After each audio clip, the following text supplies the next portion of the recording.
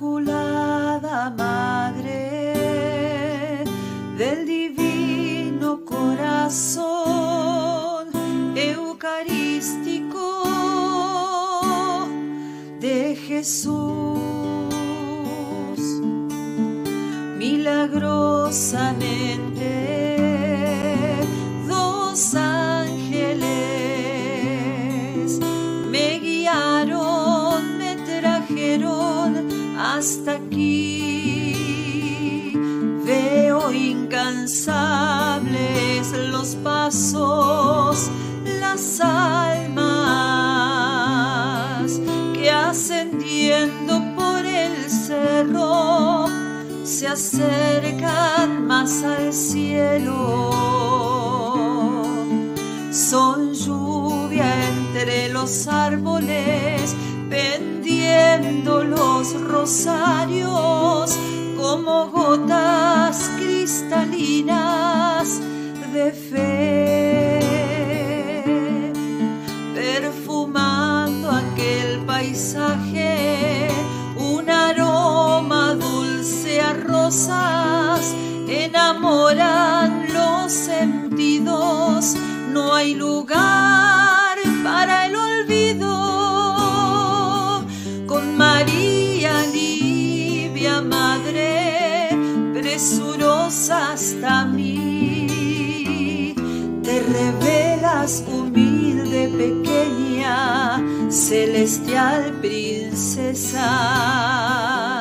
Es mi corazón emocionado latiendo en tus manos, tan cerquita a tu pecho, a tu corazón inmaculado, Inmaculada Madre del Divino Corazón de Jesús.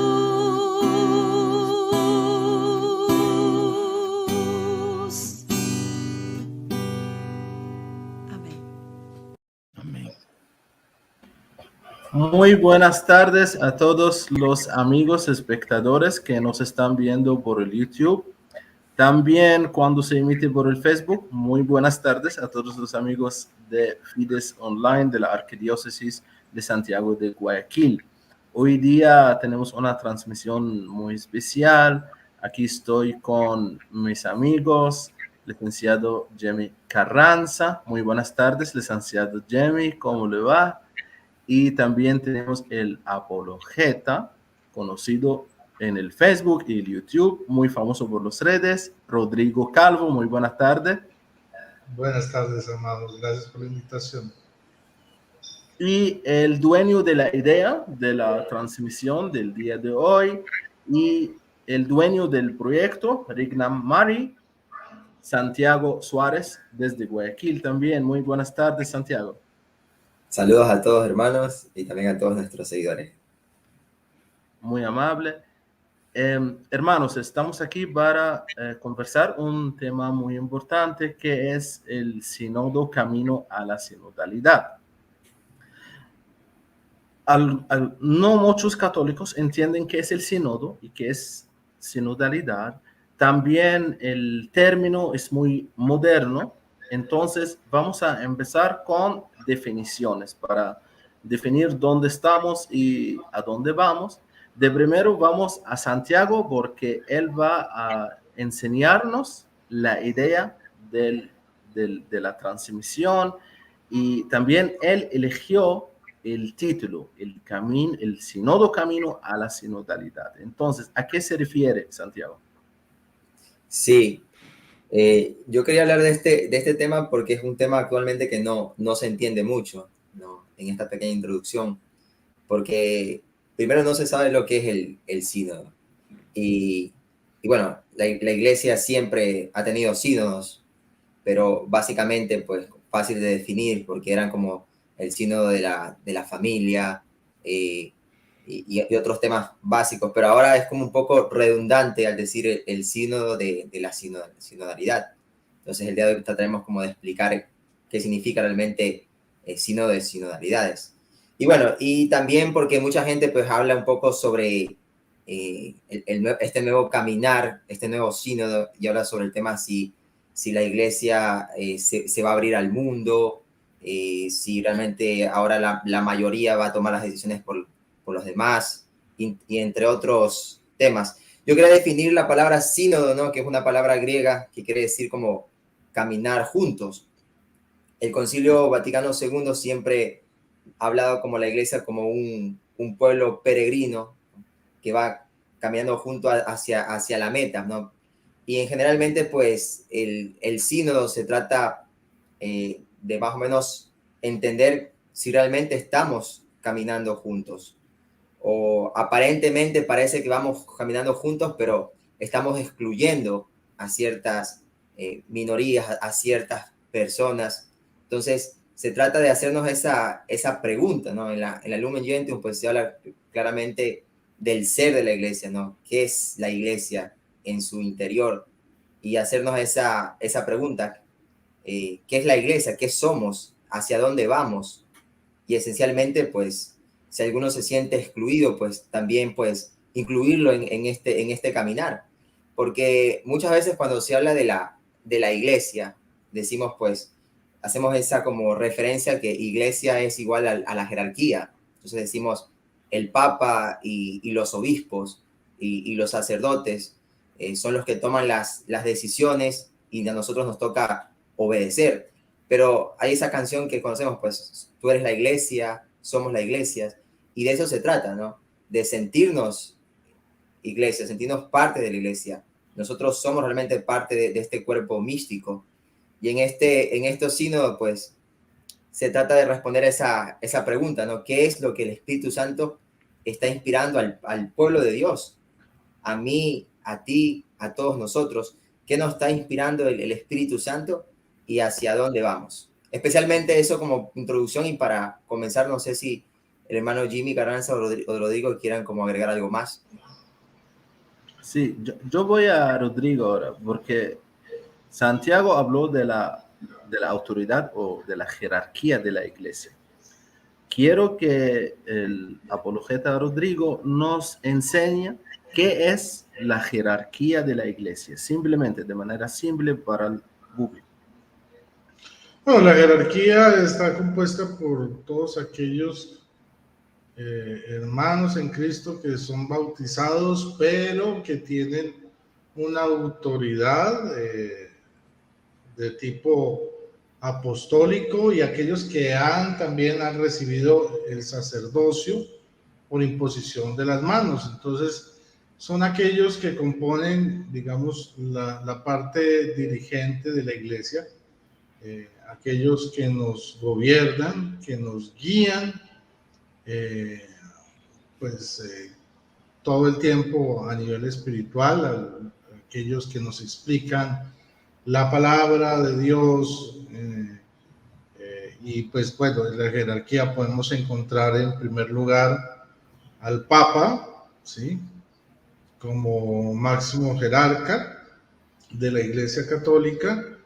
Luego tenemos lo que son los obispos, haciendo claridad de que el Papa es un obispo, pero digamos que es el sucesor directo de Pedro, ¿sí? Del apóstol Pedro, sobre quien Jesucristo en Mateo 16, 18 le entregó la cabeza visible de la iglesia.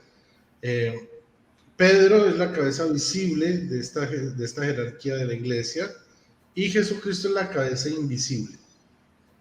El Papa no está por encima de Jesús, ¿sí? Sino el Papa está al servicio de Jesús y de la iglesia de Cristo.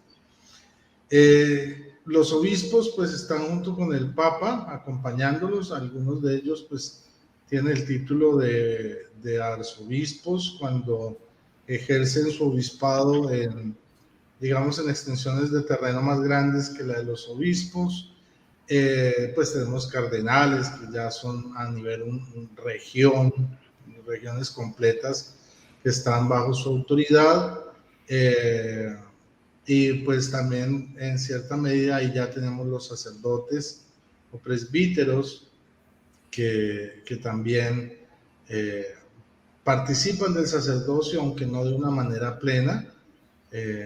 Son los obispos los que participan de manera plena en el obispado. Digo, sí, en el obispado es que ellos participan del sacerdocio de manera plena. Y bueno, pues más o menos eso podríamos decir que es la jerarquía que compone la Iglesia Católica. Bueno, hermanos, entonces ahora vamos a hermano Jimmy. Hermano Jimmy, lo que yo entendí de Santiago es que hay un sínodo y hay un tipo de democracia. La iglesia va a abrir las puertas más, a escuchar más voces, y al otro lado tenemos una autoridad. Entonces, ¿cómo así que podemos mezclar los dos? Y la pregunta más importante, ¿es peligroso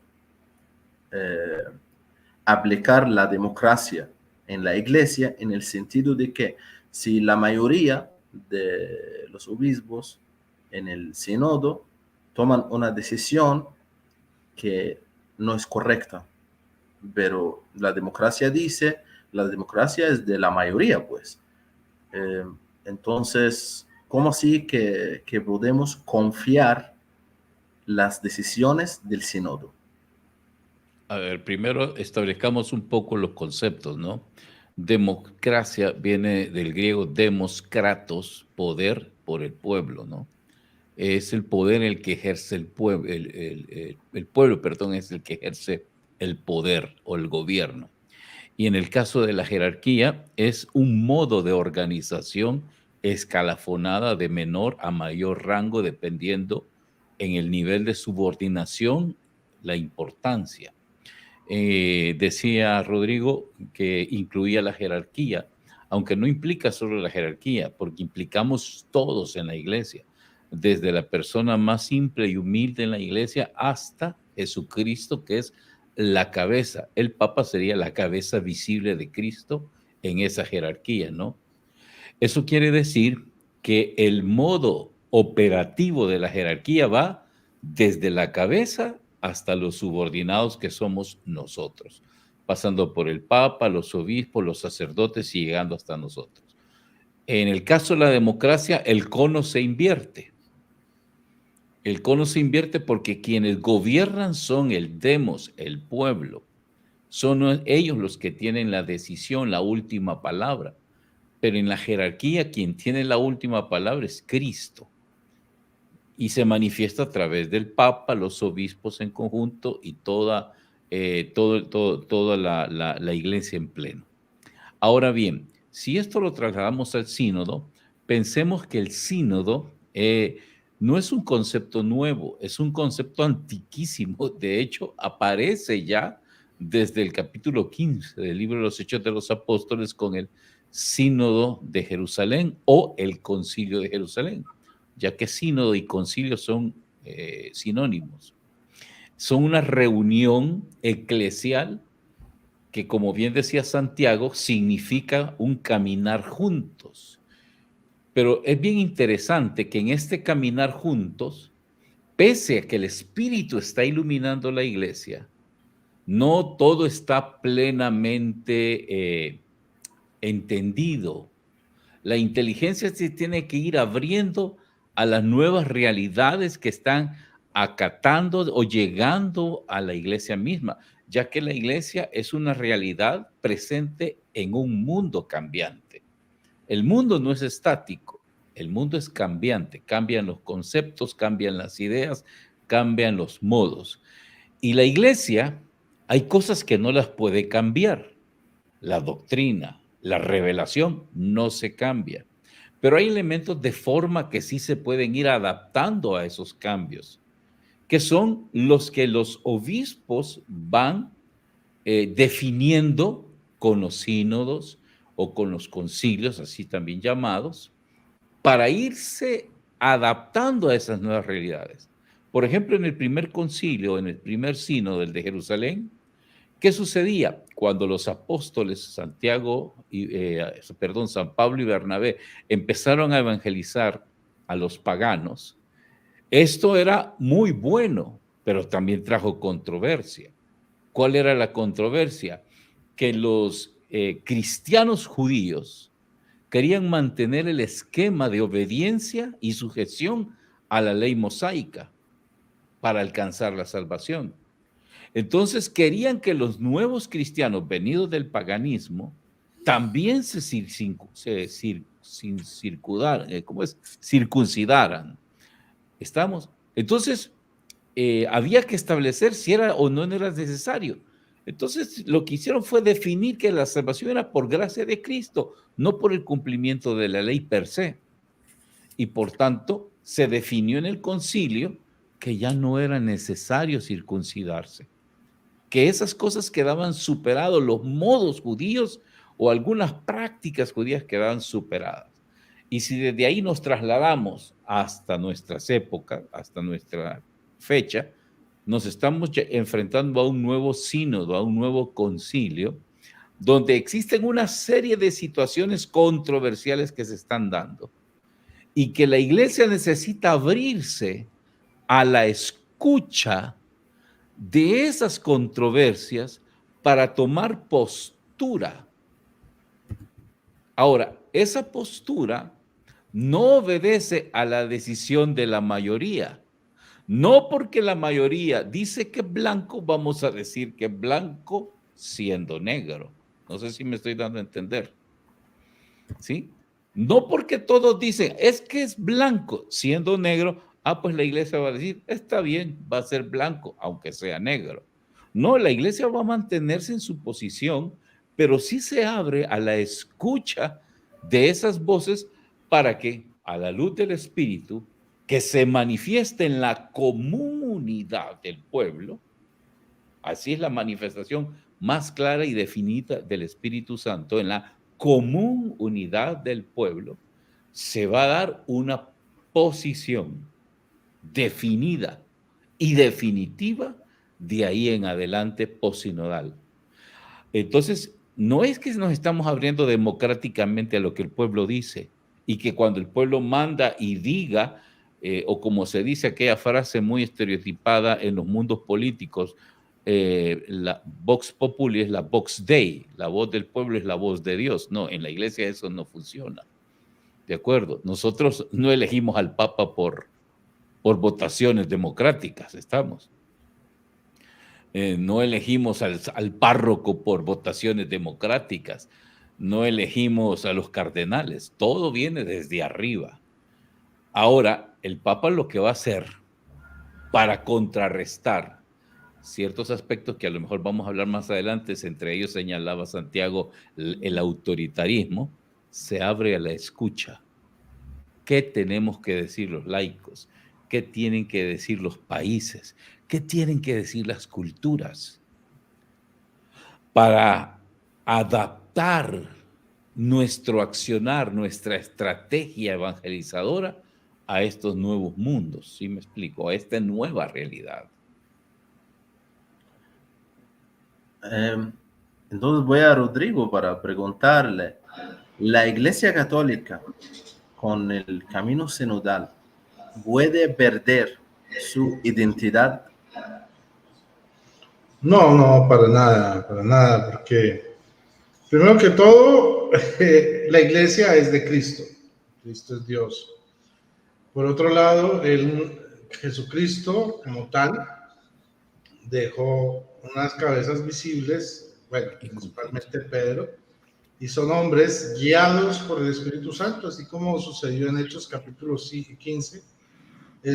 Los apóstoles y los presbíteros, cuando se reúnen en el primer concilio o sínodo de Jerusalén, todos ellos toman decisión unánimemente movidos por el Espíritu Santo. O sea, no es una obra del hombre, no es una iglesia fundada por el hombre, ni es una iglesia movida por la opinión personal o distintas posiciones éticas, no. O sea, en el fondo el que está moviendo toda la iglesia es el Espíritu Santo. Desde ahí ya tenemos una garantía. Ahora, por otro lado, digamos que, como bien lo señaló el hermano Jimmy, hay una jerarquía y como tal la iglesia de Cristo es un reino, ¿sí? Por eso dice Apocalipsis 1:6 que somos una nación de reyes y sacerdotes, o sea, es un reino y como tal el reino siempre tiene una sujeción. Ahora, también la iglesia va a escuchar a todos, incluyendo a los laicos, pero no, eso no quiere decir que, también como lo decía el hermano Jimmy, no quiere decir que entonces vamos a ver qué es lo que dice la mayoría para implementarlo, no. El mismo Papa Francisco dijo, se da de lo que hay, ¿sí? O sea, la iglesia tiene unos límites que están delimitados por la Biblia, la tradición y el magisterio. Más allá no puede ir. Por ejemplo, si Dios no lo quiera, que la mayoría de la gente comience a decir que haya matrimonios igualitarios, o sea, de parejas del mismo sexo, y que se ordenen mujeres sacerdotisas, pues eso no lo hay, porque no lo está en la escritura, no lo está en la tradición, no está en el magisterio. O sea, no podemos ir más allá de esos tres límites y fundamentos que tiene la iglesia de Jesucristo. Entonces, podemos hablar de todo y la iglesia va a escuchar de todo, pero siempre va a haber digamos, estos tres fundamentos que no van a permitir que por ningún motivo se pierda esta identidad, que son la Biblia, la tradición y el magisterio. Y el magisterio, pues obviamente en cabeza del Papa actual, el Papa reinante, como le decimos reinante, el Papa Francisco. Sí. Pero nosotros tenemos ¿cómo le llamo? Me gusta llamarle un cisma, porque el camino sinodal alemán tenía ideas que no son de la Iglesia Católica, como mujeres sacerdotes o sacerdotas, y también tuvieron otra opinión en el divorcio, que sí se puede. Ellos quieren legalizar el divorcio, que la iglesia permite el divorcio, y también el tema de los homosexuales. El camino sinodal alemán quería legalizar. Entonces, mi pregunta a ustedes, ¿cuáles son, ¿cómo se llama? ¿Garantías? Garantías. Sí, garantías. ¿Cuáles son las garantías que la iglesia no se va a desviar de su camino de Jesucristo? Porque lo que hizo el camino sinodal alemán, yo hablando honestamente con ustedes, nos dio miedo. Sí, en julio o en el mismo agosto, hace 2 semanas o algo así, la iglesia en el Vaticano empezó a frenar, como se dice, frenar al camino sinodal alemán. Pero el camino sinodal alemán empezó desde el 2020, empezó a difundir sus ideas en Alemania y en Europa. Entonces, ¿cuáles son las garantías que tenemos? Pues la garantía principal es que, como tú bien lo señalaste, el Papa Francisco ya le salió el paso al sínodo, y antes de que comenzaran la próxima reunión de ese sínodo, les advirtió que nada de eso que ellos estaban pidiendo se podía, y que ellos lo sabían, y entonces que por favor rectificaran su camino, que ellos sabían que eso no estaba al alcance pues nuestro de la iglesia, y pues que no hace parte de nuestra doctrina. Yo creo que el primero que debe salvaguardar la doctrina de la iglesia es el Papa, en este caso. y obviamente todos los demás obispos, porque vimos que también obispos de todo el mundo comenzaron a levantarse y a protestar contra este tipo de propuestas del camino sinodal alemán.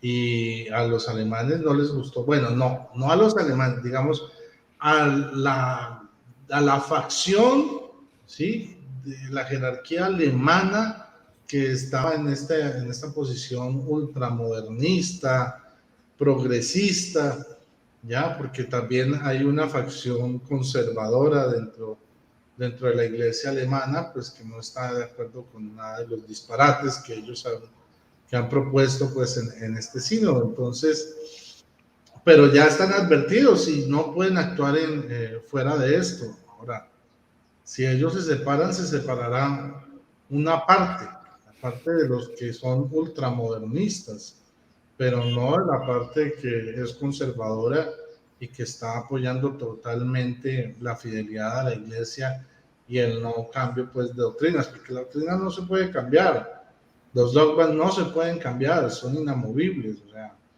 yo puedo comenzar a tratar de derrumbar los dogmas de la Virgen María porque no me caen bien, o porque no creo en eso, porque como voy a hablar de la virginidad en pleno siglo XXI, eso ya es pasado de moda. Pero los dogmas son verdades que no cambian, no es algo que dependa de la moda. Entonces, desde ese punto de vista, yo creo que hay que estar tranquilos, obviamente vigilantes, participativos, también poner nuestra voz para que sea escuchada, pero estar confiados en que es el Espíritu Santo el que está guiando a la iglesia y que la iglesia es de Cristo, no es nuestra. Somos parte de la iglesia, pero no somos, la iglesia no se mueve a nuestro antojo, a nuestro parecer. Para eso existen, y me perdonan que lo diga, para eso existen las iglesias protestantes, que son como un gran buffet de iglesias. Es verdad. Entonces, si tú quieres creer esto, pues ahí está iglesia donde se cree esto. Si tú quieres creer que en esto otro, que la salvación no se pierde, pues ahí está el grupo de iglesias que creen que la salvación no se pierde. Entonces, te vas para allá y tú puedes adaptar lo que tú quieras creer a lo que te ofrece cada una de estas iglesias. Pero nuestra iglesia no es así. Nuestra iglesia es lo que hay, lo que se estableció, ¿sí? Ahora, que hay formas de ejecutar, de abordar de manera distinta y renovada lo que ya está establecido, sí, y eso es lo que lo que la iglesia está buscando, la jerarquía está buscando, cómo seguir predicando el evangelio y mantenerlo vigente, actual y articulado a la realidad de hoy en día. Son realidades tan distintas a las que pudimos vivir en el Concilio Vaticano II o siglos anteriores, ¿no? Entonces es una nueva realidad, es la misma verdad, pero entonces cómo llegar con esta misma verdad a esta nueva realidad. Eso es como el trasfondo de todo concilio. Voy a hermano Jamie para preguntarle que yo tengo una duda, que la descentralización de las decisiones afectan la unidad de la iglesia, y este punto le tocó a Rodrigo, que vamos a ver a los protestantes, cada iglesia no hay unidad entre ellos. Uno no se puede decir protestante, siquiera en el Facebook, cuando alguien se hace un comentario a mi publicación o algo, yo le pregunto a qué iglesia perteneces. ¿Por qué le pregunto eso? Para poder responderle, para poder saber su mentalidad, porque ellos no son unidos. Nosotros, con la gracia de Dios, nunca vamos a llegar a este punto, pero la descentralización de la decisión afecta la unidad de cualquier entidad. Cualquier entidad. Es una pregunta. Vamos a responder a este porque yo tengo otra. Bueno, la centralidad de la iglesia presente en la figura del pontífice, del papa, no implica que al abrirse a la escucha y a la opinión del mundo, del caminar de este sínodo o de la sinodalidad, implica que va a cambiar. Es como una familia. En una familia el papá puede escuchar lo que piensan los hijos, lo que quieren los hijos, ¿no? Pero al final de cuentas, ¿quién va a tomar la última decisión? Es el papá. Es como que si el papá dijera, a ver, hijos, ¿qué quisieran comer semanalmente? Ah, papá, yo quisiera que comiéramos pizza. Ah, papá, dice la otra por ahí, yo quisiera que comiéramos hamburguesas. Ah, papá, yo quisiera que comiéramos... Y se inventan cada comida chatarra. Pero al final de cuentas, la última decisión recae en manos de quién? Del papá, ¿no? Es el papá el que va a decir, bueno, lo siento, no vamos a comer nada de eso, porque nada de eso es saludable. Vamos a comer un menú variado con este tipo de alimentos. Pues lo mismo es el papa, ¿no? El papa se está abriendo a escuchar y cambiar cosas de forma. Por ejemplo, en el tema del autoritarismo, hay un criterio que ya está pasado de moda, ya es obsoleto, donde los sacerdotes son la autoridad non plus ultra de la sociedad, ya no. Antes, en tiempos de Cantinflas, el padrecito había que hacerle la venia porque él era la autoridad máxima en el pueblo, después del alcalde, ¿no? Pero eso ya no existe, eso ya pasó. Ahora que ya vemos laicos letrados, y sin faltar a la caridad y a la humildad, hay laicos que se han preparado más que algunos sacerdotes, inclusive a nivel pedagógico, a nivel doctrinal. Entonces, esa figura autoritaria de la jerarquista o del sacerdote va a desaparecer o está desapareciendo. Y por eso el Papa decía, inclusive cuando él empezaba su pontificado, quiero que tengamos olor a oveja, que seamos más pastores que dueños de una grey, ¿no? Esa es cuestión de fondo, de forma. ¿Qué no va a cambiar de forma? Pues ya lo decía el hermano Rodrigo, el tema de la doctrina, el tema de los dogmas, eso va a seguir siendo como es. El Papa, su santidad San Juan Pablo II, cuando le preguntaron acerca del sacerdocio en mujeres o los matrimonios igualitarios, su respuesta fue, ese tema está fuera de discusión. Hay una postura centralizante y a la que debemos obedecer. Porque lo dijo y así es. Y hay razones de peso para aceptarlo. El pecado va a seguir siendo pecado y no se le va a minimizar ni se le va a cambiar. Como piensan los alemanes que decían, hay que cambiar los esquemas morales en la iglesia. Perdónenme, ¿cómo que vamos a cambiar esquemas morales en la iglesia? No podemos hacer eso, no podemos minimizarlo, no podemos variarla.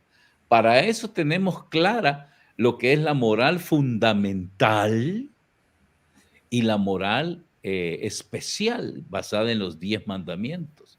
¿Cómo vamos a cambiar eso? ¿Cómo lo vamos a atenuar a lo que es pecado?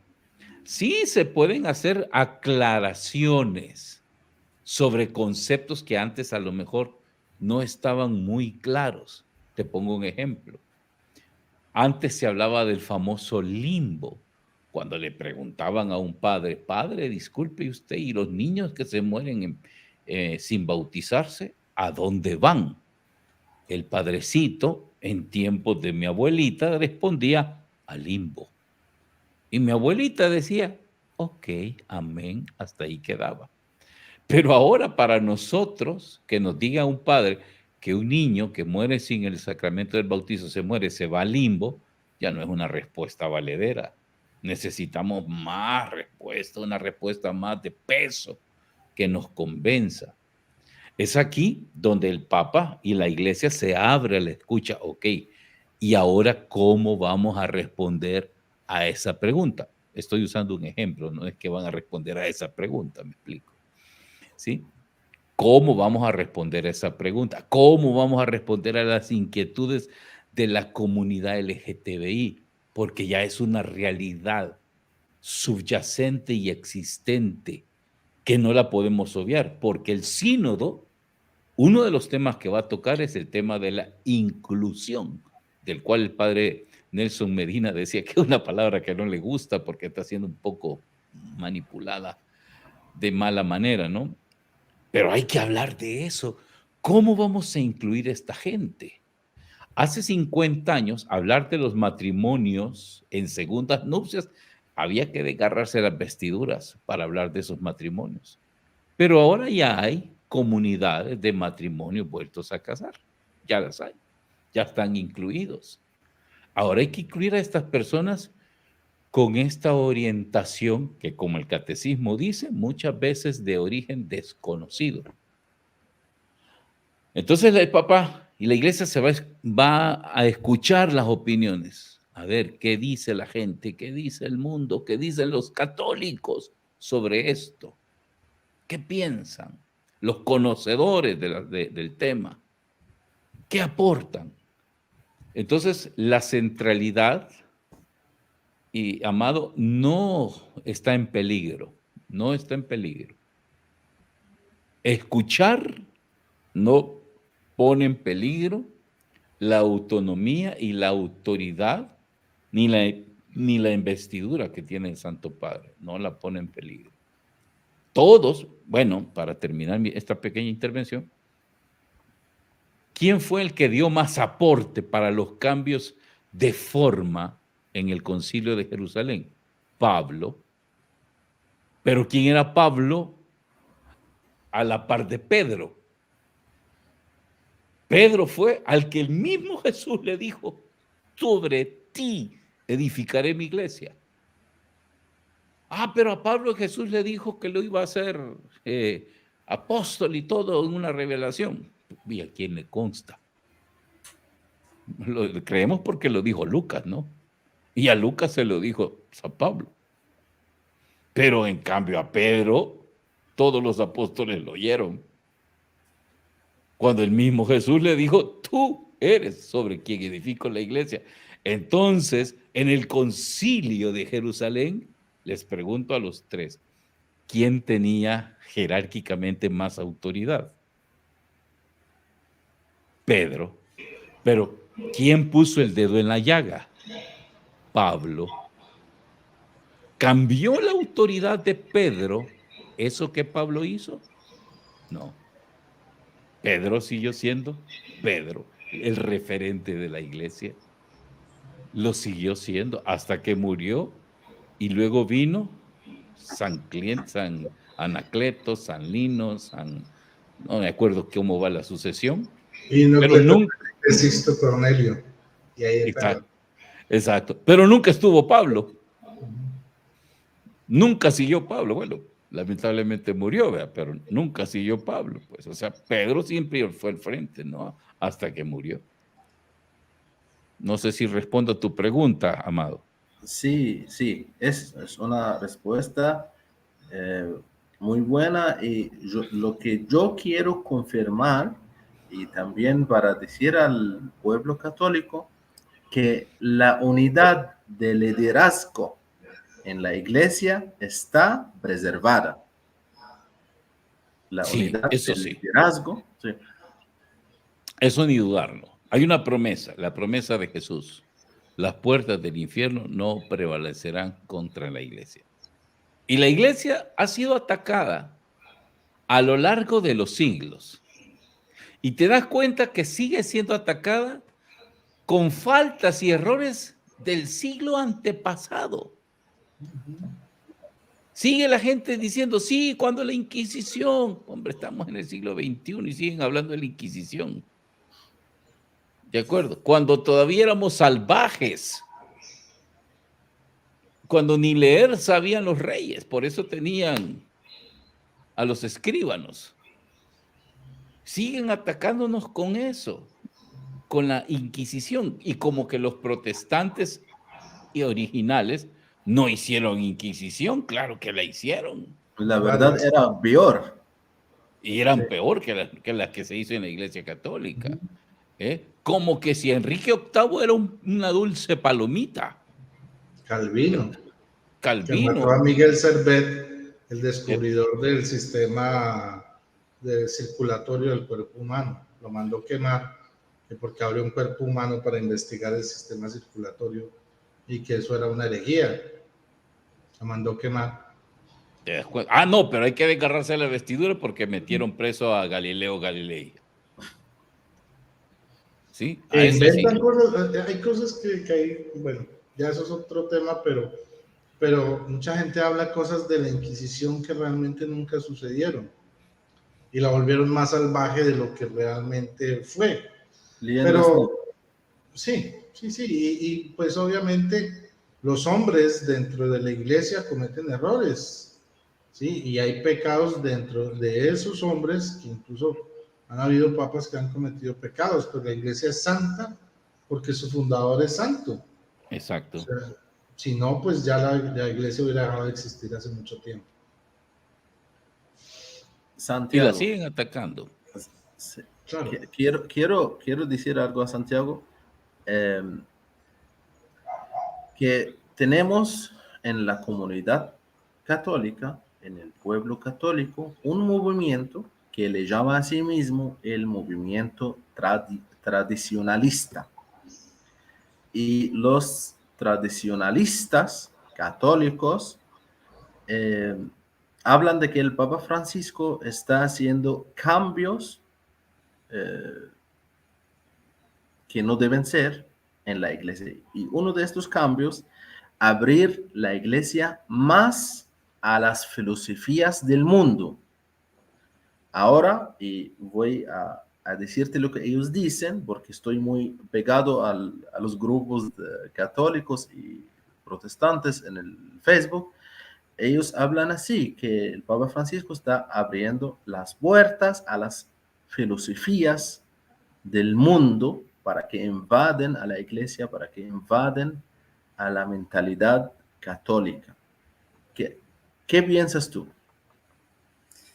Bueno, primero ante todo, pues, como ha dicho el hermano Rodrigo, pues, la iglesia, pues, tiene que regirse, ¿no?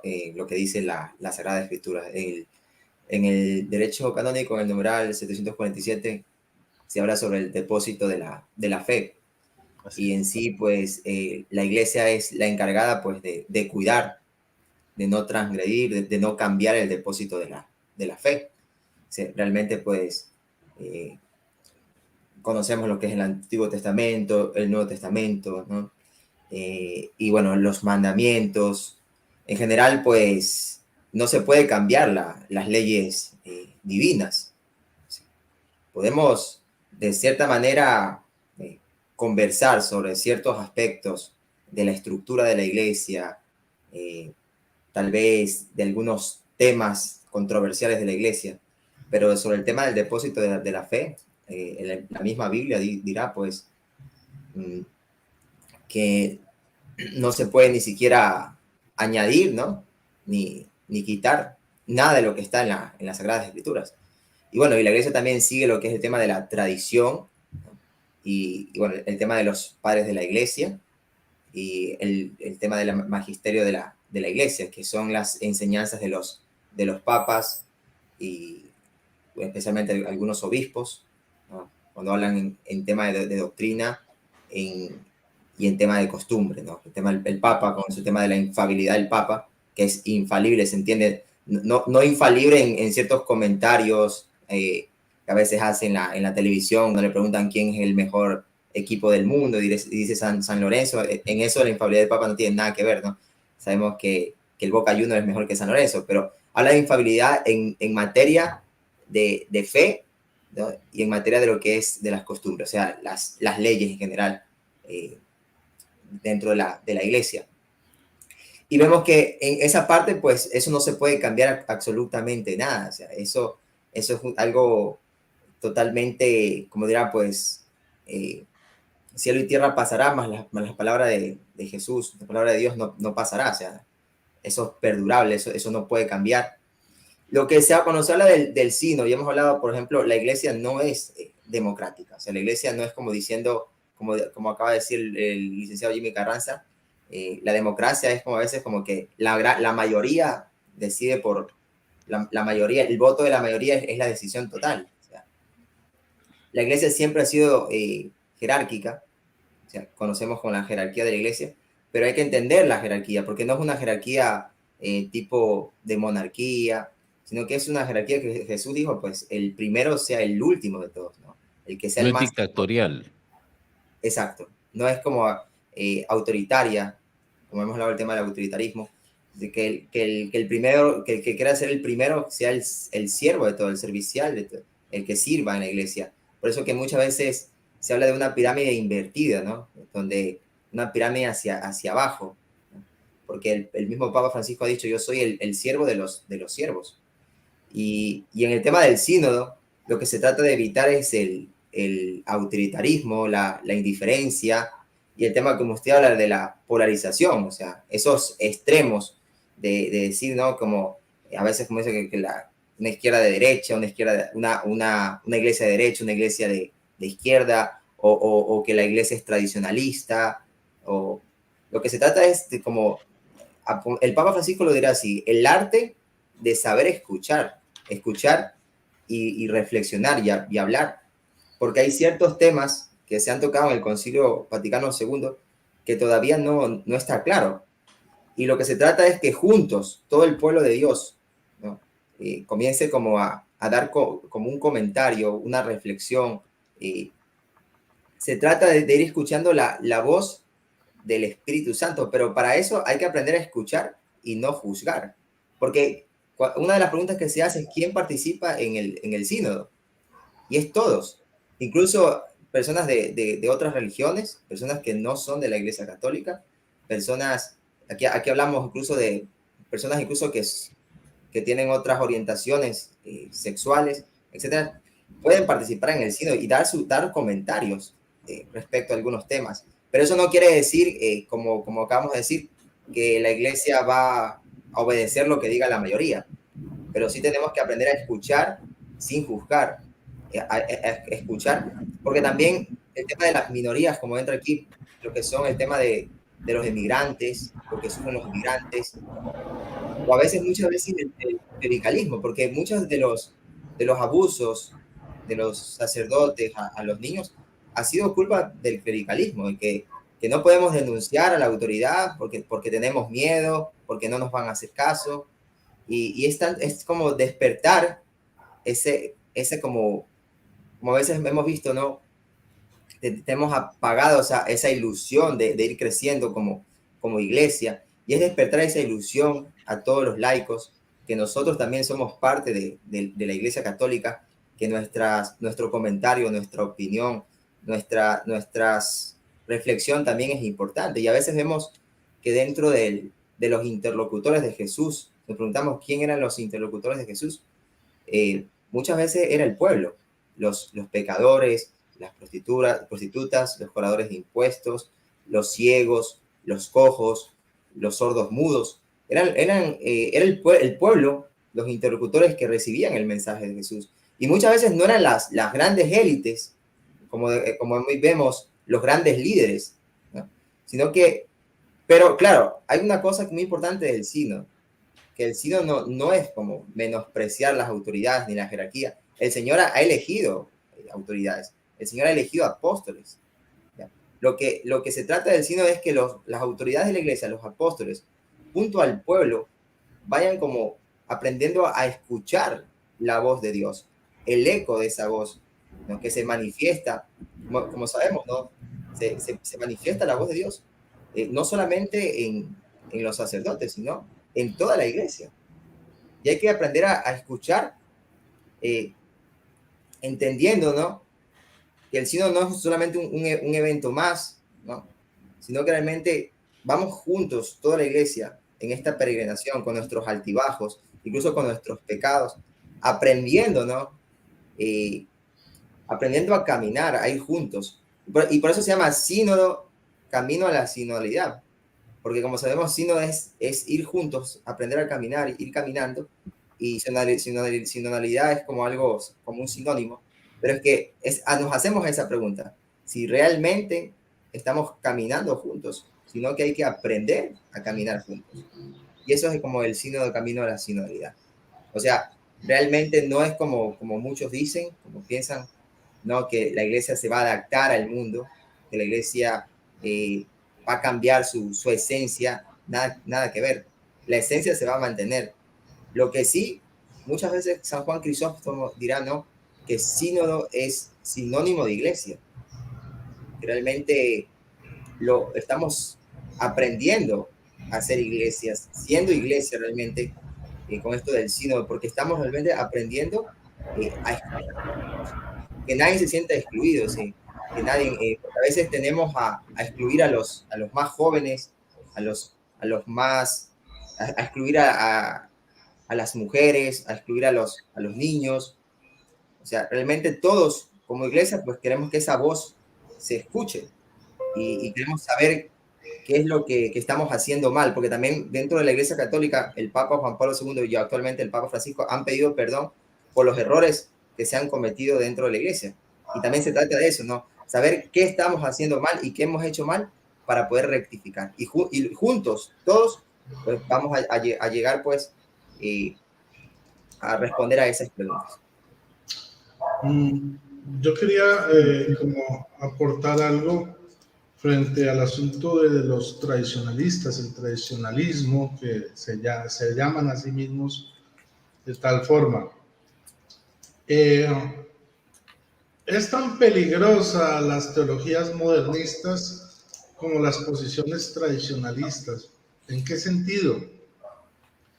En que, como ya lo dijimos antes, la iglesia reposa sobre 3 fundamentos sólidos, que son la Biblia, el primero de ellos, luego la tradición y el magisterio. Cuando ellos se declaran tradicionalistas, están diciendo que ponen por encima la tradición, por encima de la Biblia y por encima del magisterio. Ahora, el problema es que ellos no definen cuál es el tipo de tradición que siguen, porque cuando uno va a mirar qué es la tradición que ellos proclaman, son puras revelaciones privadas o son las alocuciones de Pepito Juárez, de fulanita de tal, las visiones de una santa, puede ser de una beata o de alguien que acabó de aparecer que dice que ve a la Virgen, y todo eso lo ponen por encima de la misma Biblia y del mismo magisterio, lo cual me parece una posición peligrosa, tanto esa como la posición, digamos, ultra progresista. Pero yo igual tengo la confianza en que en medio de esos bandos que se generan, que son muy apasionados, la iglesia siempre va a seguir siendo guiada por el Espíritu Santo, y ya hemos visto un ejemplo claro de eso. O sea, el sínodo de la Amazonía, que comenzó de una forma escandalosa. O sea, el de la Amazonía fue como el abrebocas de lo que iba a suceder en Alemania. ¿Y qué pasó? Allá dijeron de todo, que ordenar sacerdotes indígenas casados, pero que no había que predicar el evangelio, sino escuchar a ellos, la naturaleza y todo ese tipo de cuentos. Una cuestión más prácticamente como de la nueva era y todo ese tipo de cosas. ¿Y qué pasó al final? El Papa dejó que siguieran, sacaron un documento final, pero fue el Papa el que en su encíclica Querida Amazonía definió lo que sí era y lo que no era. Entonces, digamos que sí, o sea, pueden existir momentos críticos de la historia de la iglesia donde pensamos pues que aquí todo se va a acabar, que mejor dicho apague y vámonos, pero igual el Espíritu Santo se muestra fiel, mostrando que a pesar de todas las situaciones todo se reencamina y todo sucede para bien. Y por ejemplo, como lo decía el hermano Jimmy, han habido momentos donde se escucha a la gente y se aplican cosas que benefician a la iglesia sin cambiar la doctrina. Un ejemplo de ello: en la iglesia no existe el divorcio, ¿sí?, pero existe la nulidad matrimonial. Antes, por allá en los años 80, para anular un matrimonio, una persona tenía que comenzar un proceso jurídico eclesiástico, ¿sí?, enviando pruebas a Roma y esperando pues que en Roma le contestaran, y luego de eso era un proceso costosísimo que lleva muchos años para que al final la iglesia dijera, este matrimonio nunca existió, es nulo. ¿Sí? No había razones válidas para considerar como válido este matrimonio. Pues hoy en día las condiciones y digamos las formas de poder abordar esta temática se les ha entregado a las diócesis y a las arquidiócesis, donde hay tribunales eclesiásticos que tramitan mucho más rápidamente este tipo de situaciones y que pueden analizar cosas que llevan antes años y que había que tener muchísimo dinero y mucha paciencia para poder lograrlo. Hoy en día la iglesia lo resuelve con mayor facilidad, ¿sí? Y fue un cambio que fue un cambio pues producto de escuchar a la gente, de escuchar las necesidades, sus problemáticas y ver que este cambio para nada alteró la doctrina, porque siguen siendo las mismas causales de nulidad, las que siempre han habido, las que siguen funcionando hoy.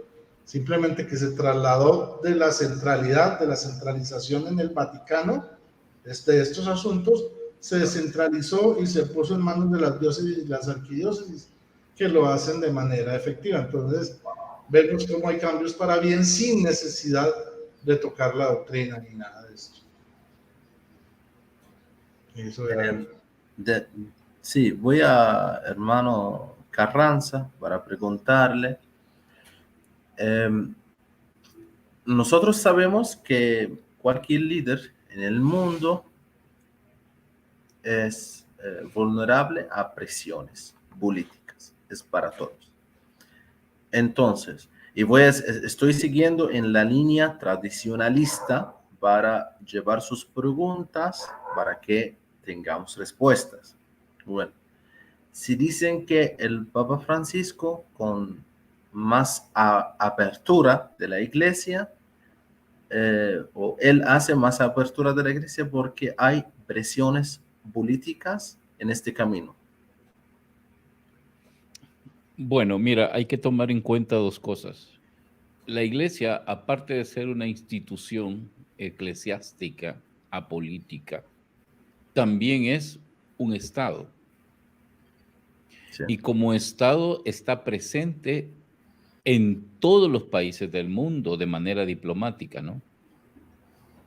Y su aporte diplomático tiene mucho que ver en el tema de injerencia. Posiblemente la postura de la iglesia en relación a un tema choque con las políticas de determinado país.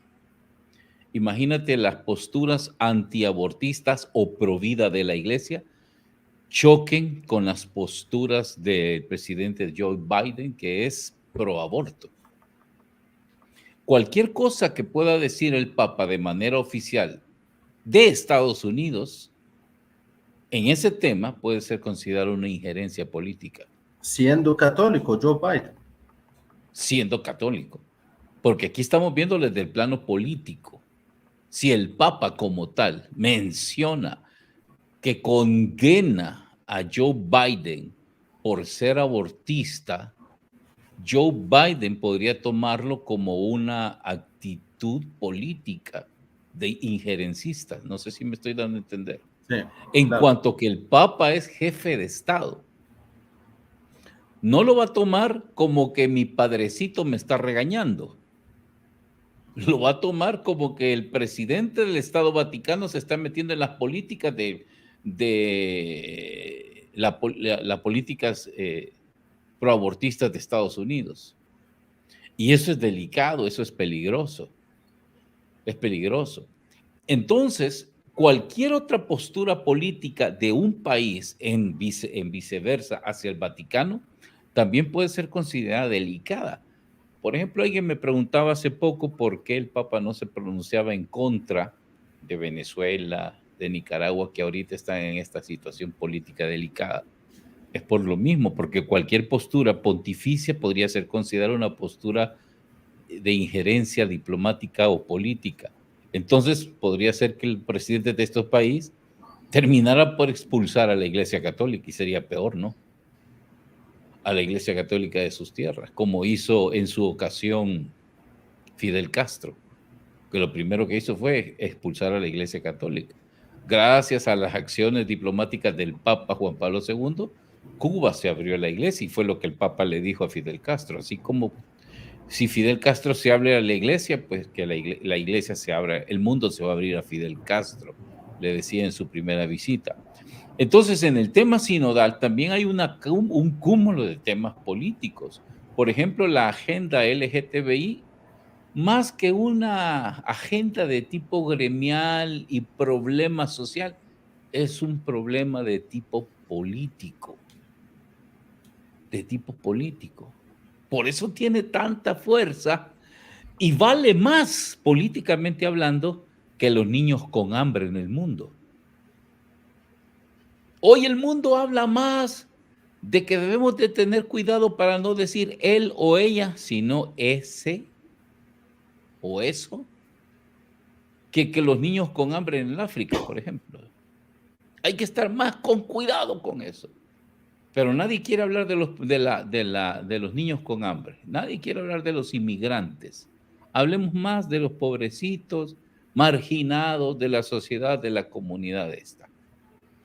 Entonces es un tema político que no se puede tocar solo desde la perspectiva eclesial y moral, sino también desde la perspectiva política. El tema de la inclusión de género, por ejemplo, el tema de la incrustación de la mujer en el clero, también es un asunto político, porque eso es lo que todos quieren, que no discriminemos a la mujer en ninguno de los campos sociales. Ah, no, pero la iglesia sigue discriminando a la mujer porque no le permite ser sacerdota. Entonces hay una presión política en este sentido para que la iglesia se abra a la posibilidad de aceptar. Entonces la iglesia tiene que buscar las palabras, los medios diplomáticos y políticos para decirle al mundo, señores, nosotros en nuestras políticas no aceptamos a las mujeres. Pero el mundo no mastica eso, no lo come, no lo digiere. No lo digiere. Para el mundo es simplemente discriminación de género. Punto. Y ya. Y se van a la Biblia, que la Biblia también es discriminadora y que la Biblia es intolerante y que la Biblia esto y la Biblia lo otro. Entonces, por eso, en el tema sinodal también se van a escuchar las voces políticas. Y las voces políticas que tengan peso, ¿sí? Que tengan razón. Se van a escuchar. Van a haber un montón de voces, como decía Santiago. Van a hablar un montón de gente que ya está hablando, que ya está aportando, diciendo aquí, diciendo allá. Incluso católicos disidentes que han aparecido por ahí, diciendo tonteras hasta en contra de la vacuna, etcétera, etcétera, etcétera. Pero al final de cuentas la iglesia los va a escuchar, los está escuchando, pero de todo eso hay un principio bíblico que dice, escucha todo, quédate con lo bueno, pero desecha lo malo. O sea, lo que no sirve no se va a tomar en cuenta. Lo que no sirve para la sinodalidad.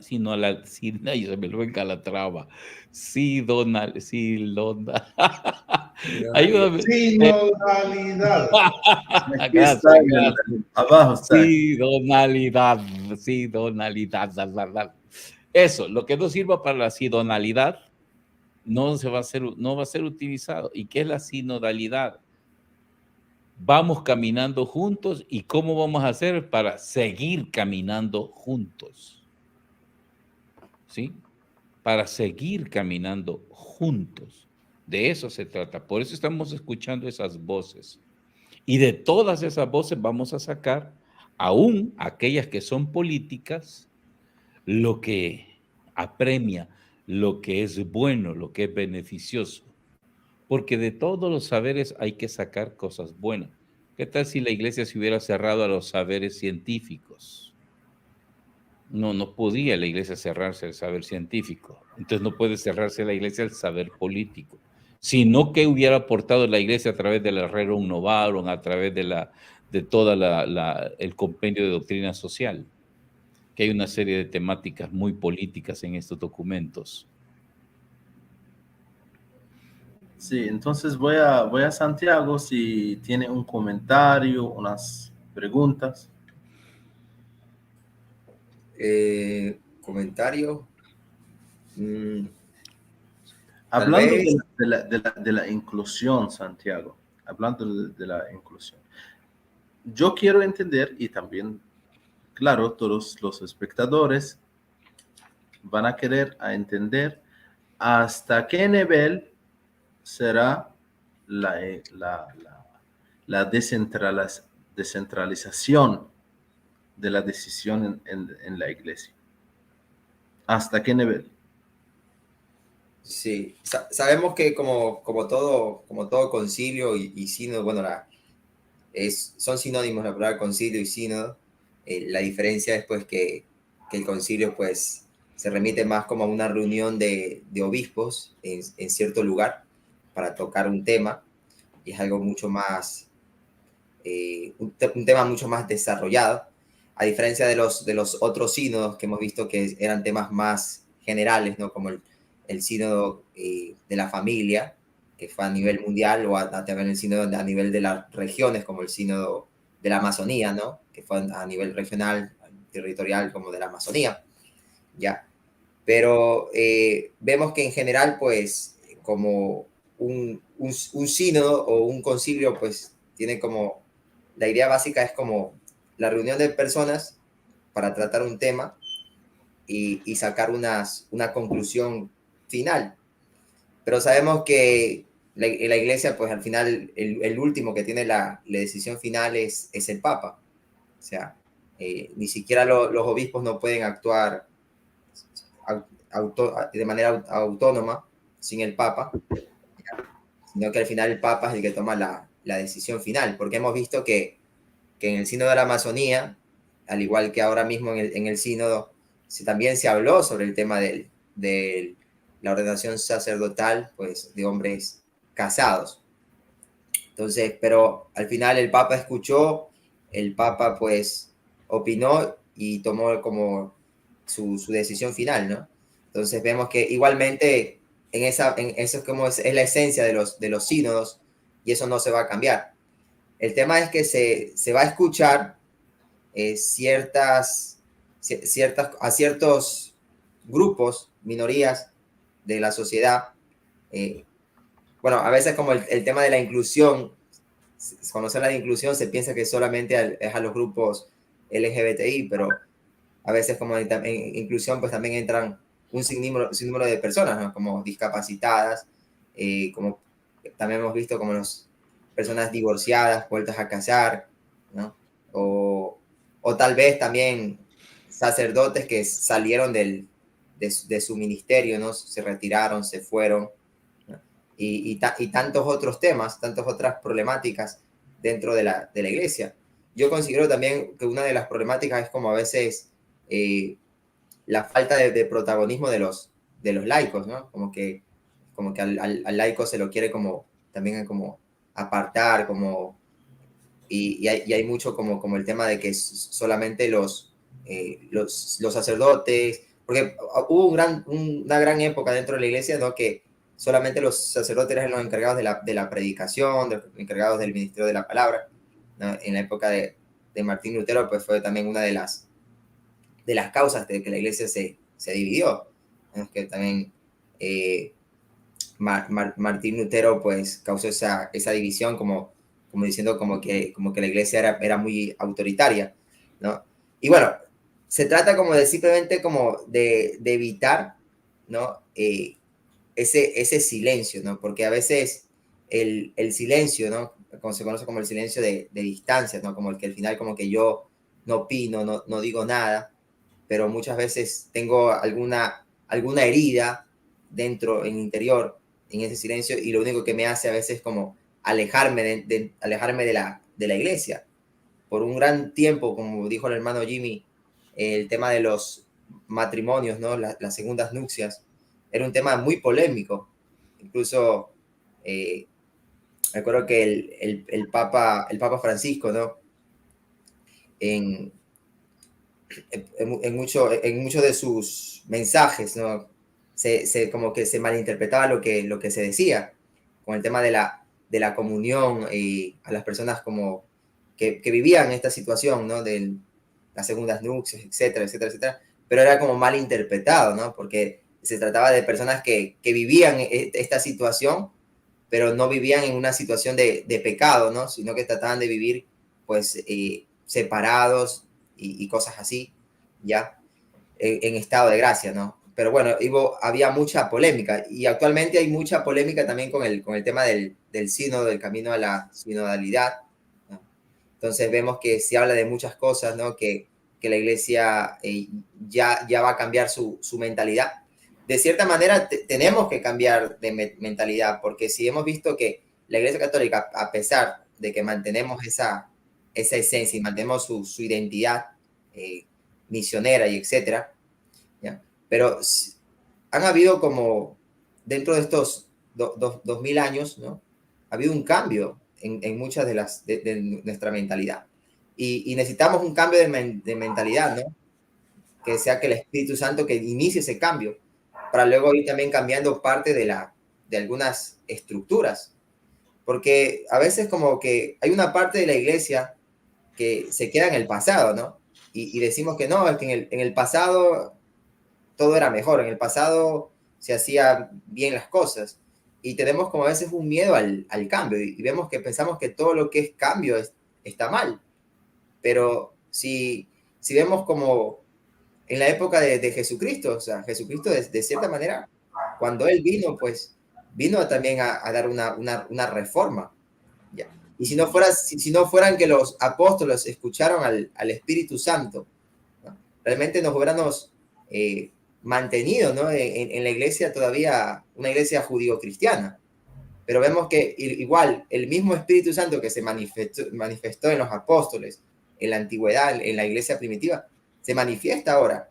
Entonces, muy aparte de esos miedos que tenemos, porque hay ese peligro, ¿no? De caer también dentro de las ideologías o también de tratar de agradar a pequeños grupos.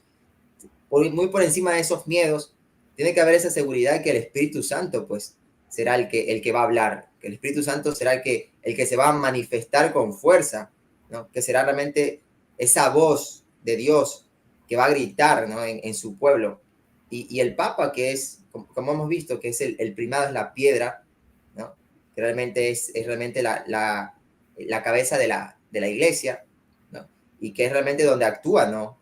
Donde actúa el Espíritu Santo, es el vicario de Cristo. Entonces veamos que el Papa va a escuchar la voz de Dios y como siempre, como vemos que en materia de cátedra, ¿no? Con el tema de la infalibilidad del Papa, va a ser el que va a tomar la decisión que más le conviene a todos los cristianos. Yo veo que en este sínodo, que no es un sínodo de un año, por lo general los sínodos duran un año, es un sínodo que empezó en 2021 y va a terminar en el 2023.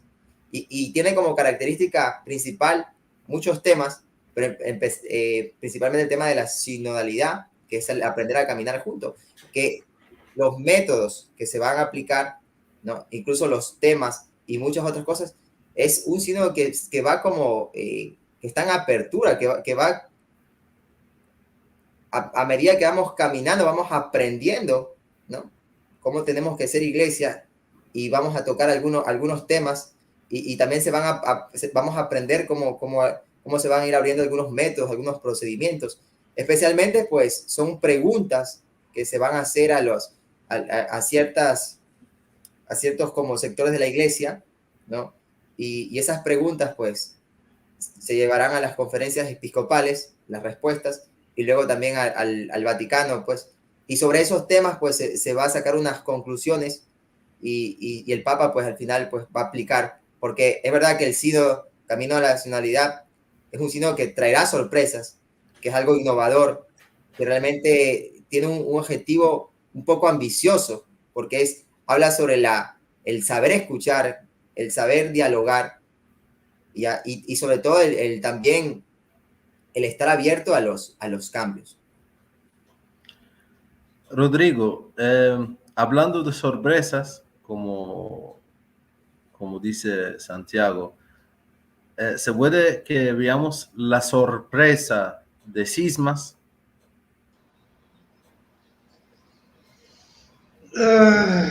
Pues es algo difícil de determinar, pero yo esperaría que no.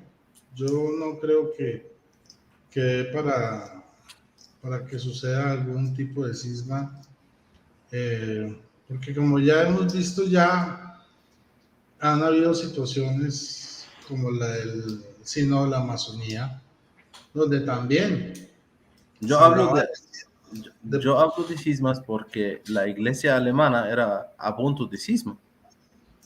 Claro, claro. Es algo grave. Este acontecimiento en la vida Amenazaron con cismas, pero del catolicismo no es fácil, es algo grave que había una iglesia en un país con el peso de Alemania y esa iglesia era a punto de una cisma.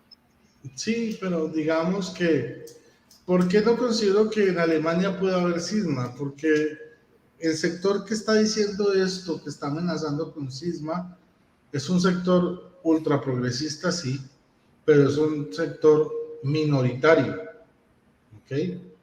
O sea, que ha hecho mucha bulla, sí, claro, ha hecho mucha bulla, pero sigue siendo un sector minoritario dentro de la iglesia.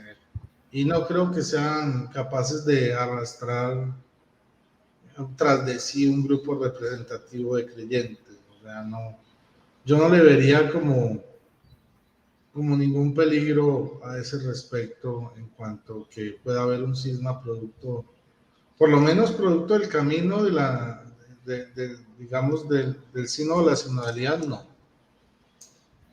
Tocaría ver qué pasaría con el sínodo de Alemania, pero tampoco creo que eso suceda. No creo que lleguemos a eso, porque no es un sector grande, pues, que digamos que es representativo, sino es un sector minoritario que hace mucha bulla. Es eso, básicamente. Y eso es lo que hay que tener presente, que a veces no tenemos en cuenta aquí en Latinoamérica, porque las noticias nos llegan como tarde, como lejos, como incompletas. Entonces, muchas veces creemos que es toda la iglesia alemana, pues, que está unánime diciendo si el Papa Francisco no nos aprueba estas peticiones que tenemos, entonces nos vamos de la iglesia católica y fundamos nuestra propia iglesia. No, es un sector minoritario. De hecho, no sé si sabían que los sacerdotes que celebraron, por ejemplo, bendiciones de parejas del mismo sexo en Alemania, como digamos como muestra pues de poder y de todo eso, que fueron firmadas por los mismos laicos y entregaron eso a las diócesis y las arquidiócesis. La respectiva jerarquía tomó cartas en el asunto y digamos que sancionó a estos sacerdotes que hicieron este tipo de prácticas, y eso no trascendió, o sea, se quedó ahí, no se volvió a escuchar que los sacerdotes alemanes estén oficiando bodas o bendiciones de parejas del mismo sexo. Eso no ha vuelto a suceder ni se ha vuelto a escuchar, precisamente porque la iglesia en Alemania, la mayoría, ¿sí?, donde está el poder jerárquico, la mayoría de los obispos ha tomado cartas en el asunto, poniendo orden en la iglesia a estos grupos disidentes. De hecho, mira que cuando fue el sínodo de la familia, hubo sacerdotes, como un par de sacerdotes, que salieron diciendo, bueno, saliendo del closet literalmente, diciendo que ellos tenían su pareja hombre y que deberían admitirse hombres casados con otro hombre, parte de su familia. Y la iglesia, que hizo, los tomó en cintura y se acabó el tema. Entonces, creo que debemos un poco más, bueno, estar menos paranoicos frente al tema de Alemania e informarnos más de lo que sucede en Alemania, que es difícil a veces porque precisamente es un idioma muy distinto al nuestro, pero hay formas de enterarnos y de ver que también estas personas que están causando escándalo entre la iglesia son un sector minoritario.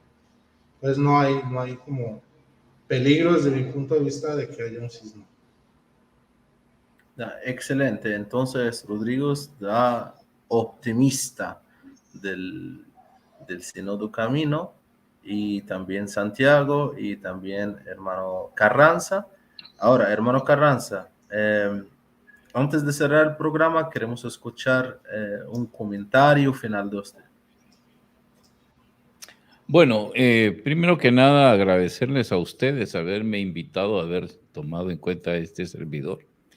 Y pedirle a los hermanos que nos mantengamos en oración. Si bien es cierto, puede que no exista un cisma como tal, o al menos un cisma como el que se dio en la época medieval, el cisma de Oriente. Sí pueden haber algunas disidencias, eso no puede dejarse de esperar. Acordémonos que el Concilio Vaticano II trajo per sí una división, que fue la división de Lefebvre. Él rompió en su momento relaciones con el Papa. Fue una división cismática, aunque después se revocó por la petición de perdón de él, pero sin esta organización, San Pío X creo que se llama ahora, siguen en una actitud un tantito divisoria o separatista en relación a la iglesia en general. Y digo que pueden haber conatos de división o disensión, ya que existe una serie de liderazgos disidentes que, basados en cierta autonomía o cierta libertad o cierta fama o prestigio que gozan, están como jalando hacia su lado, hacia su brecha, a algunos católicos, que podría por ahí generarse algún tipo de división. Y hay que orar para que no sea así, hay que orar para que esta gente mantenga la sensatez y que no desencadenen en movimientos de esta naturaleza, porque es más daño el que se hace que el beneficio que ellos creen que pueden entrañar. Hay que orar también por los cambios que se puedan generar a partir de este sínodo, que van a darle beneficio, así como el Concilio Vaticano generó beneficios a la iglesia y al mundo en general. Ustedes sabrán cómo cambiaron muchas cosas antes del concilio. La iglesia pues tenía una actitud bastante, no quiero usar una palabra pésima, pero sí decir que era todavía muy precaria en el modo de desarrollar la fe, y el Concilio Vaticano dio un salto cuántico que permitió la apertura al mundo, y parte de esa misma apertura hizo que personas como este servidor regresara del protestantismo a la Iglesia Católica. Y estos cambios que se puedan operar después de este sínodo, pues sirvan para eso, para que más personas puedan venir y acercarse con mayor confianza, con mayor apertura. Una de las cosas que a mí me importa, me gustó de la parte del sinodal, es cuando el Papa cuestiona y se pregunta: ¿quién falta? ¿Quién nos está haciendo falta en este momento? ¿Quiénes son los ausentes dentro de esta gran tienda de campaña, que no es una estructura cerrada y rígida, sino decía que es una especie de tienda de campaña gigantesca que se va ampliando con los años? Pero aún así hay un sector que todavía falta dentro de esta tienda. Pues a esos son a los que tenemos que llegar.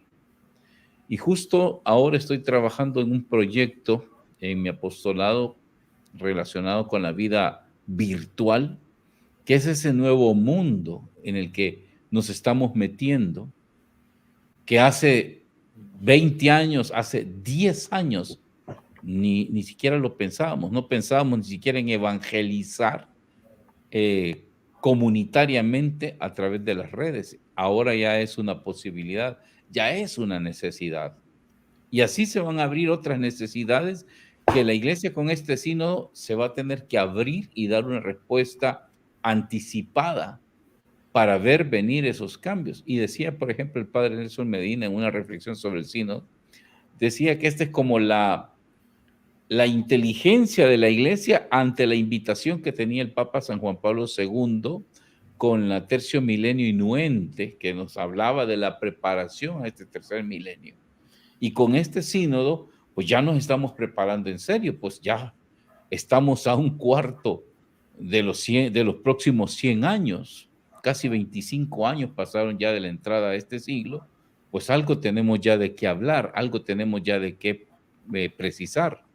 Y hay cambios que la última generación no tenía. Yo tengo 2 hijos que rondan los 30 años, mis 2 hijos, y los cambios que existen hoy ya ni siquiera son cambios que ellos precisaron cuando estaban jovencitos, ni siquiera. Entonces, son tan abruptos estos cambios que también la iglesia ya necesita dar respuestas urgentes, y eso es lo que va a hacer con este sínodo. Por eso debemos unirnos, primero en oración, clamando al Espíritu Santo para que ilumine al Papa, a los obispos, a la iglesia y a todos los que participamos directa o indirectamente en ello.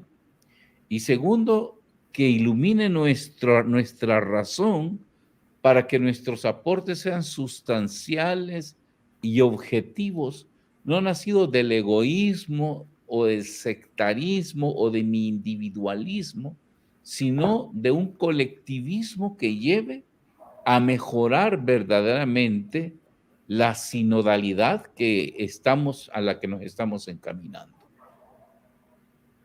Sí, Santiago, un comentario final. Bueno, yo quisiera agradecer al licenciado Jimmy Carranza, también a la apologeta Rodrigo. Gracias por aceptar la invitación, y también por usted, a Amado Ibrahim, por organizar todo esto. Dice, bueno, un mensaje dice aquí de Marcos Lembar, Hechos 12:5, dice: así pues, Pedro estaba custodiado en la cárcel mientras la iglesia oraba insistentemente por él a Dios. Sí, y también, sí, esencialmente, pues, estar en oración, rezar bastante por la iglesia, por las intenciones del Papa, por los obispos, por todos nosotros, porque sabemos que el Espíritu Santo actúa en las autoridades de la iglesia, pero también sabemos que el demonio, Satanás, también, pues, como león rugiente, está también buscando a quien devorar, ¿no? Y también está ahí, como siempre, el trigo y la cizaña, ¿no? Van creciendo juntos, pues, y lo que se trata ahora es, pues, también hacer penitencia, también rezar y ofrecer como comuniones por esta intención del sínodo, ¿no? Un sínodo que no solamente es como de la jerarquía de la iglesia, sino es que de todos nosotros, los católicos, los cristianos, que también nosotros tenemos que también, ya como laicos católicos bautizados, pues, hacernos también responsables de todo lo que está sucediendo dentro de la iglesia. Y nada más, creo que se ha dicho, creo, casi todo. Otra vez agradecer a Rodrigo y al licenciado Jimmy Carranza. Nada más. No. Rodrigo, un comentario final.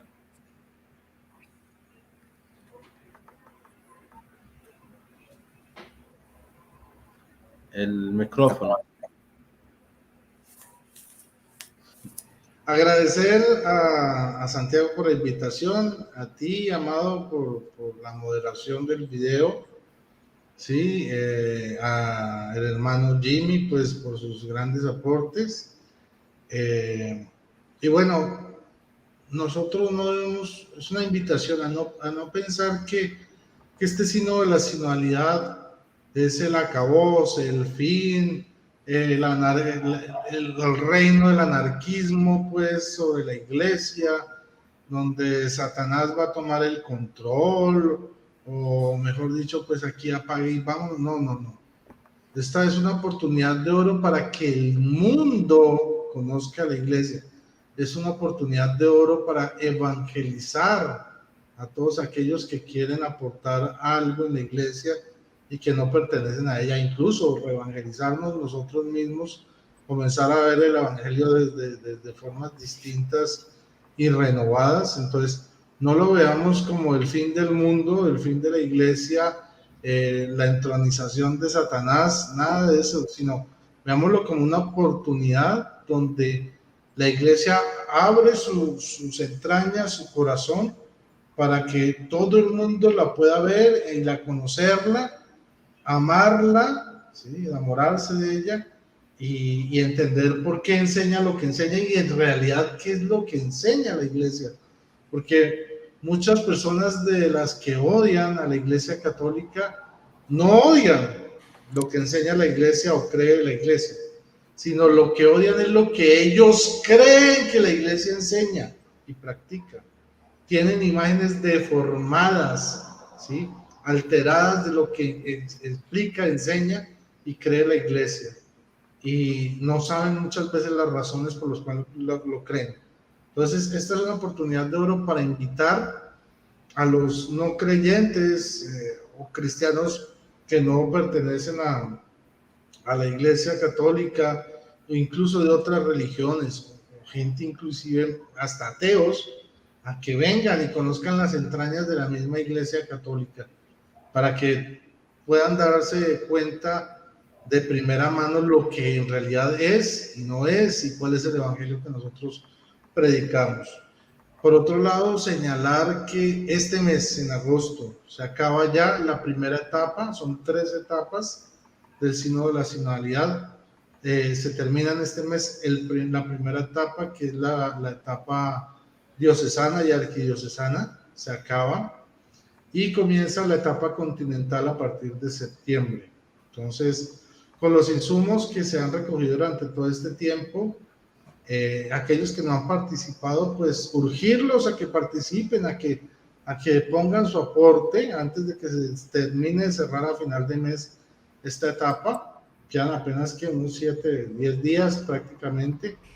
Aprovechar, participar, poner su granito de arena y abordar con alegría la segunda etapa, que ya es la etapa a nivel continental, para llegar a octubre del 2023 a la etapa final, que ya la reunión de los obispos, ya con todos los insumos que se han tomado pues de estos, desde el año pasado, desde octubre que comenzó este sínodo de la sinodalidad, con todo ese material recogido para que ellos lo discutan. Tenemos que orar para que en la terminación, la tercera etapa, también culmine con éxito en octubre de 2023. Y pues muchas gracias a todos y que el Señor los bendiga. Entonces, queridos espectadores, eso fue el Sínodo Camino a la Sinodalidad. Agradezco mucho a Santiago, a Rodrigo, al profesor Carranza por estar con nosotros el día de hoy y nos vemos en otras transmisiones. Chao. Hasta luego. Bendiciones.